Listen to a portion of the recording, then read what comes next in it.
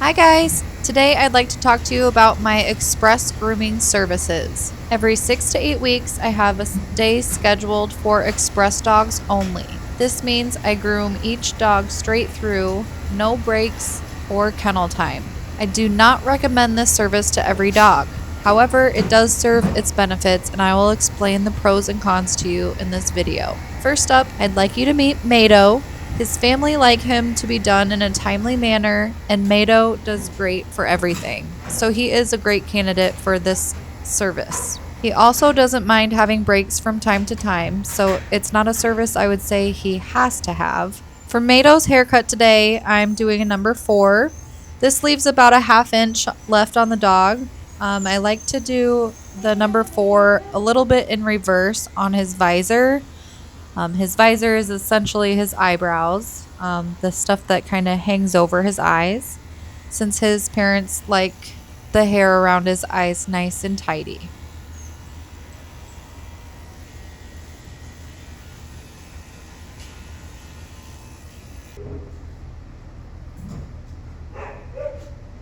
Mado does really great for his teeth brushing.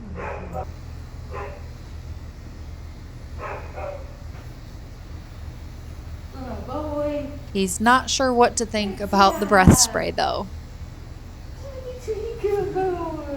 And just look at him. He's so cute with his Superman collar and bandana. Bye, Mado. Next up is Loki, and he is low-key, a perfect example of a dog that needs to have an express groom. Loki is a perfect gentleman for his whole grooming process. However, he is super kennel aggressive.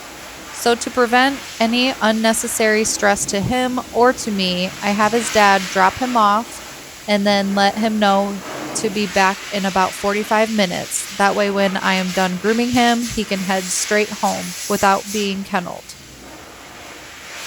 For a haircut today, I am leaving about a ½ inch of length. I prefer using clip combs on wired-haired dogs versus blades. I feel like you can maneuver your clipper to better catch hairs, whereas blades can leave harsher lines on the coat. When getting a puppy, it is important to have them kennel trained for many reasons.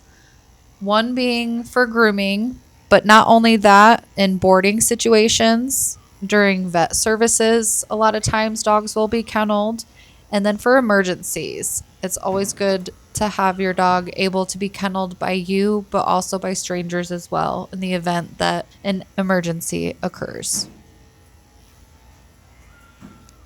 Good boy. Thanks, Loki. Wanna go aside? Now I'd like you to meet Lily. She is a perfect little potato. I have been grooming her for many years now. I love using my short, straight shears on her since she is so little. I think tipped ears on Yorkies are adorable. When tipping ears, make sure your fingers are touching each other so that the tip of the ear doesn't get touched by the scissors at all. This can be the scariest part for people to watch, but as a groomer, it's very satisfying. Working with wiggly dogs during this part can be challenging, so you definitely want to keep control, stay calm, and wait until you're comfortable to trim the tips.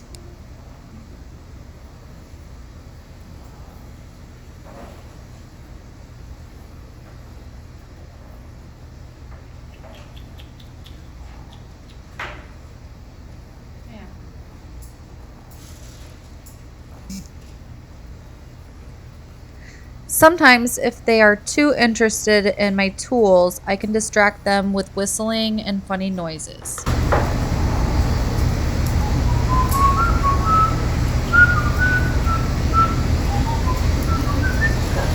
Oh, thank you.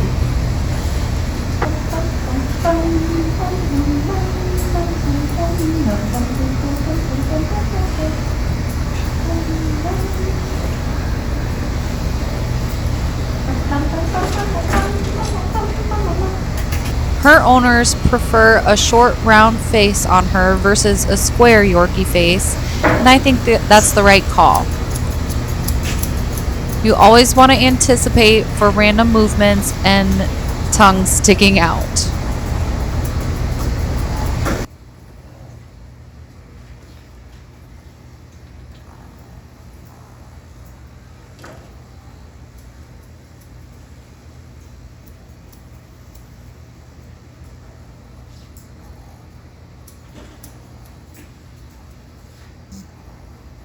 Bye, Lily.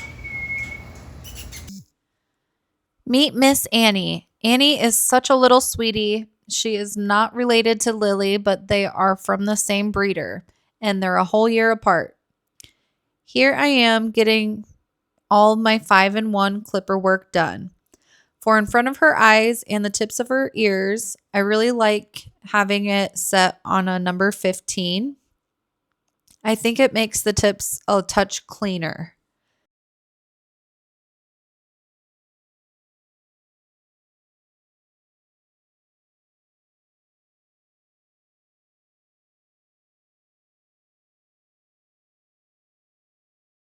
Then I'll use it on a 10 setting for her armpits and sanitary areas.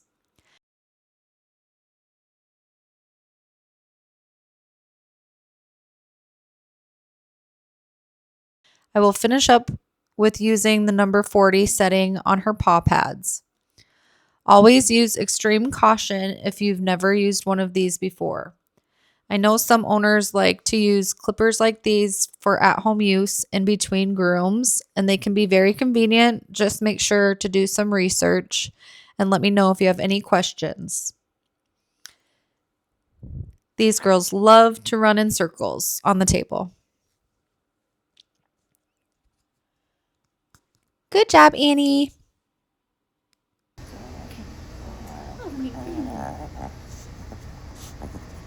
This is Lil Dude Lenny.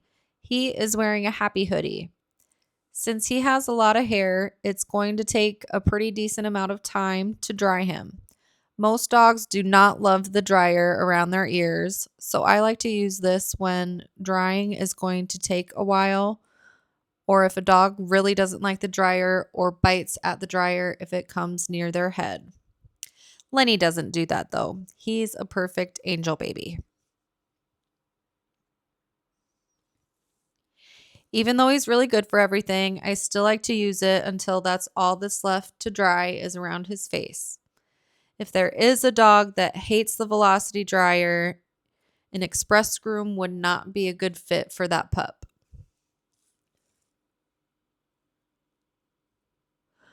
One of the things that I love about this career is learning new things constantly.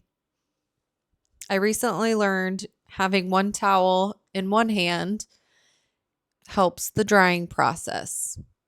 It's not spraying on other parts of him, it's going straight into the towel.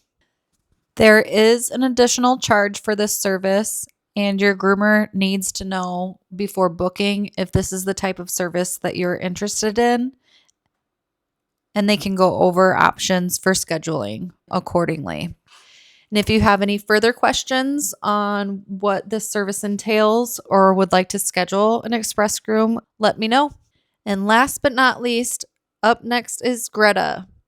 She has more energy than any dog I've ever met before, which can make scissor and clipper work around her face a bit challenging, but I am just happy she's so happy. I thought I had more recorded for her, but at least I got her end result. Thanks for following what a typical express day looks like for me. Okay, thanks. Bye.